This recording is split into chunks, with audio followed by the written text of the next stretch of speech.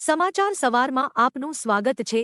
તાજના તાજા અને મહત્વપૂર્ણ સમાચારો પર એક નજર કરીએ તે પહેલા ચેનલને સબસ્ક્રાઇબ કરી લો। 5 દિવસ ભારેથી અતિભારે વરસાદની આગાહી। થોડા વિરામ બાદ રાજ્યમાં ફરી વરસાદી માહોલ જામી રહ્યો છે। આ વચ્ચે ગત રોજ ઘણા જિલ્લામાં ભારે વરસાદ નોંધાયો છે। તાવામાં આગામી 5 દિવસ દરમિયાન રાજ્યમાં ભારેથી અતિભારે વરસાદ થાય તેવી આગાહી હવામાન વિભાગે કરી છે। રાજ્યમાં એક સાથે 5 સિસ્ટમ સક્રિય થતા આજથી 20 ઓગસ્ટ માટે ઓરેન્જ એલર્ટ જાહેર કરવામાં આવ્યું છે। જો કે 21 ઓગસ્ટ બાદ વરસાદનું જોર ઘટશે। ભારતીય છો તો ભારતમાં બનેલી વસ્તુ ખરીદો। આજે રોજ વડાપ્રધાન નરેન્દ્ર મોદીએ દિલ્હીમાં દ્વારકા એક્સપ્રેસ વેનું ઉદ્ઘાટન કર્યું હતું। આ દરમિયાન વડાપ્રધાન નરેન્દ્ર મોદીએ લોકોને ભારતીય વસ્તુઓ ખરીદવાની અપીલ કરી છે। તેમણે જણાવ્યું હતું કે જો તમે ભારતીય છો તો ફક્ત ભારતમાં બનેલી વસ્તુઓ જ ખરીદો। દિવાળી પર પણ ફક્ત તે જ વસ્તુઓ ખરીદો જે ભારતીયો દ્વારા ભારતમાં બનેલી હોય।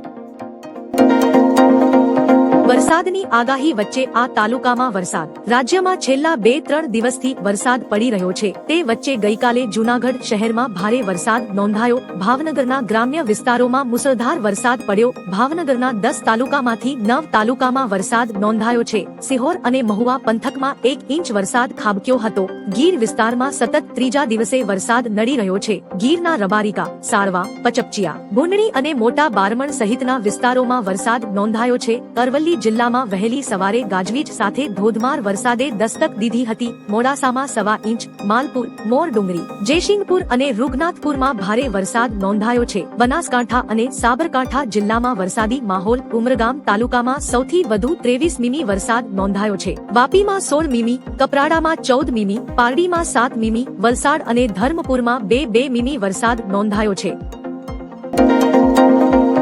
7 દિવસમાં સોગંદનામું આપો નહીંતર દેશની માફી માંગો। પ્રેસ કોન્ફરન્સમાં ચૂંટણી પંચે રાહુલ ગાંધીનું નામ લીધા વિના તેમના પર મોટો હુમલો કર્યો છે। મુખ્ય ચૂંટણી કમિશનર જ્ઞાનેશ કુમારે કહ્યું આરોપો લગાવનારાઓએ 7 દિવસમાં સોગંદનામું આપવું પડશે। જો 7 દિવસમાં સોગંદનામું આપવામાં ન આવે તો બધા આરોપો પાયાવિહોણા છે અને દેશની માફી માંગવી પડશે। મતદારોને ગુનેગાર કહેવાનું સહન નથી। વારંવાર જૂઠાણું બોલવાથી તે સાચું થતું નથી। એનડીએના ઉપરાષ્ટ્રપતિ પદના ઉમેદવાર જાહેર। મહારાષ્ટ્રના રાજ્યપાલ સીપી રાધાકૃષ્ણન ઉપરાષ્ટ્રપતિ પદ માટે એનડીએના ઉમેદવાર તરીકે મેદાનમાં ઉતરશે એવી જાહેરાત ભાજપના રાષ્ટ્રીય અધ્યક્ષ અને કેન્દ્રીય મંત્રી જેપી નડ્ડાએ કરી છે। એનડીએ રાધાકૃષ્ણનના નામ પર સંમતિ વ્યક્ત કરી છે અને તેમનો વારસો ઉપરાષ્ટ્રપતિ પદ માટે મજબૂત માનવામાં આવે છે। રાધાકૃષ્ણનનું રાજકીય અને વહીવટી અનુભવ તેમને આ પદ માટે યોગ્ય દાવેદાર બનાવે છે।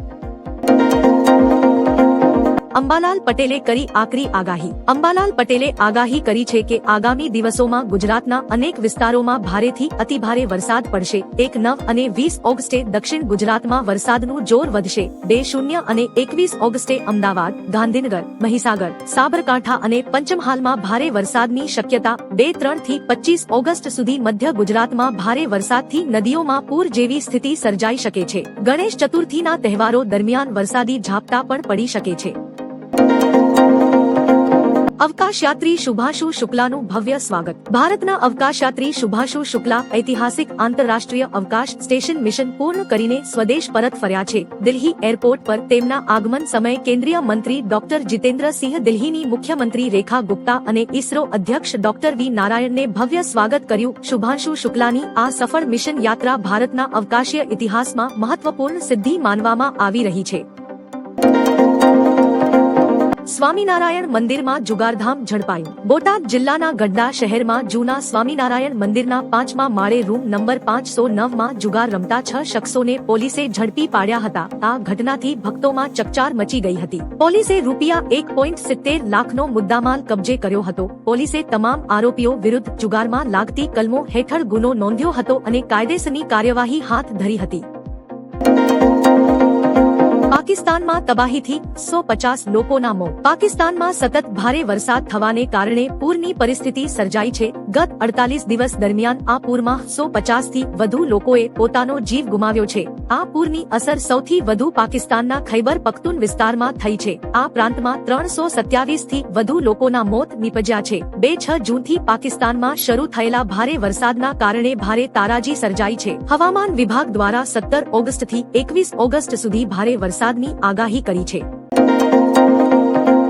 સાથે વરસાદની 5 સિસ્ટમ થઈ સક્રિય. રાજ્યમાં અતિભારે વરસાદની આગાહી. હવામાન વિભાગે રાજ્યમાં ભારે વરસાદની આગાહી કરી છે. હાલ રાજ્યમાં એક સાથે 5 વરસાદી સિસ્ટમ સક્રિય થઈ છે, જે કારણે 19 ઓગસ્ટ સુધી ભારેથી અતિભારે વરસાદ થાય તેવી શક્યતા છે. હવામાન વિભાગ દ્વારા કરવામાં આવી છે 4 વરસાદની સિસ્ટમ સક્રિય છે, તો 5મી વરસાદની સિસ્ટમ સક્રિય થઈ રહી છે. રાજ્યમાં ઘણા જિલ્લામાં વરસાદના કારણે એલર્ટ આપવામાં આવ્યું છે. નવા જીએસટી નિયમથી આ વસ્તુઓ સસ્તી થશે. વડાપ્રધાન મોદીના સંકેત બાદ સરકાર નવા જીએસટી નિયમ પર વિચાર કરી રહી છે. નવી ભલામણ મુજબ 5%, 18% અને 40% જીએસટી સ્લેબ લાગુ થઈ શકે છે. હાલ 12% ટેક્સ ધરાવતી ચીજવસ્તુઓ જેમ કે ડ્રાય ફ્રૂટ્સ, દૂધ, નમકીન, ટૂથ પાવડર, પેન્સિલ, ચંપલ વગેરે પર 5% જીએસટી લાગુ થઈ શકે છે. આ સાથે કરિયાણા, દવાઓ, ટીવી, ખેતી વસ્ત્રો, વીમા અને શિક્ષણ સેવાઓ પણ સસ્તી થવાની શક્યતા છે, જેનાથી ખેડૂતો અને આમ આદમીને સીધી રાહત થશે.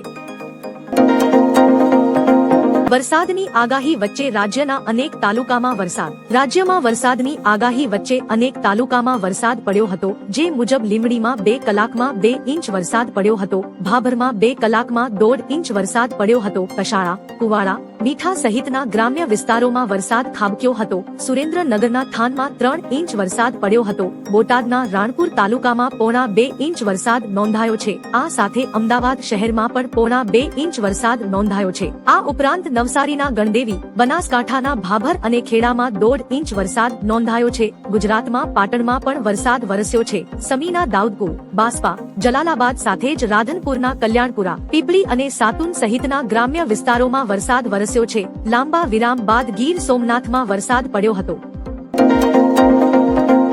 પીએમ મોદી કરશે 2 મોટા હાઈવે પ્રોજેક્ટ્સનું ઉદ્ઘાટન. પીએમ નરેન્દ્ર મોદી આગામી કાલે ₹11,000 કરોડના 2 મહત્વપૂર્ણ national highway projects Dwarka expressway અને અર્બન એક્સટેન્શન રોડ 2 નું ઉદ્ઘાટન કરશે. દ્વારકા એક્સપ્રેસવેનું 10 કિમીનું સેક્શન યશોભૂમિ અને મલ્ટી મોડલ કનેક્ટિવિટી સાથે જોડાશે.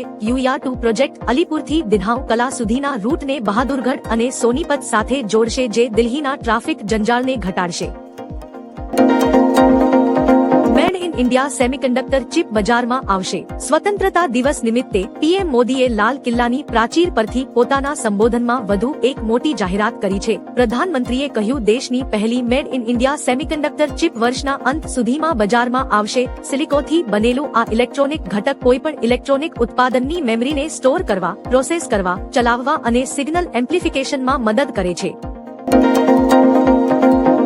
અમદાવાદમાં કડાકા ભડાકા સાથે વરસાદ પડતા અનેક વિસ્તારોમાં પાણી ભરાયા. અમદાવાદ શહેરમાં કડાકા ભડાકા સાથે વરસાદ પડ્યો હતો. Naroda, Nobalnagar, airport road, Kubernagar, Memco, Saijpur, Nikol, SP ring road અને નાના ચિલોડા સહિતના વિસ્તારોમાં ધોધમાર વરસાદ પડ્યો. અમદાવાદના સિંધુભવન રોડ પર પાણી ભરાયા હતા. આ સિવાય અમદાવાદ પોશ વિસ્તારોમાં પાણી ભરાયા હતા, તો ઓઢવ પણ જળમગ્ન બન્યું હતું. શહેરના પશ્ચિમ વિસ્તાર જેવા કે વાડજ, ઇન્કમટેક્સ, નારણપુરા, નિર્ણયનગર અને અખબારનગર સહિતના વિસ્તારોમાં પણ મધ્યમ વરસાદ નોંધાયો હતો. ઓપરેશન સિંદૂરમાં 200 થી વધુ પાકિસ્તાની સૈનિકો માર્યા ગયા. પાકિસ્તાને પહેલી વાર સ્વીકાર્યું કે ઓપરેશન સિંદૂર દરમિયાન ભારતે ઘણું નુકસાન પહોંચાડ્યું હતું. પાકિસ્તાને તેના સ્વતંત્રતા દિવસે યુદ્ધમાં માર્યા ગયેલા 155 સૈનિકોનું સન્માન કર્યું છે. આ સૈનિકોની યાદી બહાર આવ્યા પછી એ સ્પષ્ટ થઈ ગયું કે ભારતીય સેનાએ પાકિસ્તાનને ભારે ફટકો આપ્યો. 150 ઉપરાંત 50 વાયુસેનાના સૈનિકો માર્યા ગયા, એટલે કે ઓપરેશન સિંદૂર દરમિયાન 205 પાકિસ્તાની સૈનિકો માર્યા ગયા. પાકિસ્તાનમાં 200 થી વધુ લોકોના મોત. પાકિસ્તાન પર કુદરતનો પ્રકોપ હોય તેમ જણાઈ રહ્યું છે. પાકિસ્તાનમાં ભારે વરસાદ નોંધાયો છે, જે કારણે પૂરની પરિસ્થિતિ સર્જાઈ છે. અચાનક આવેલા પૂર અને ભૂસ્ખલન જેવી કુદરતી આપત્તિના કારણે પાકિસ્તાનમાં 200 થી વધુ લોકોના મોત નીપજ્યા છે. પાક અધિકારીઓના જણાવ્યા અનુસાર 224 લોકોના મોતની પુષ્ટિ થઈ છે. આ મોત ગિલગિટ બાલ્ટિસ્તાન પ્રાંત અને પાકિસ્તાન અધિકૃત કાશ્મીરમાં થયા.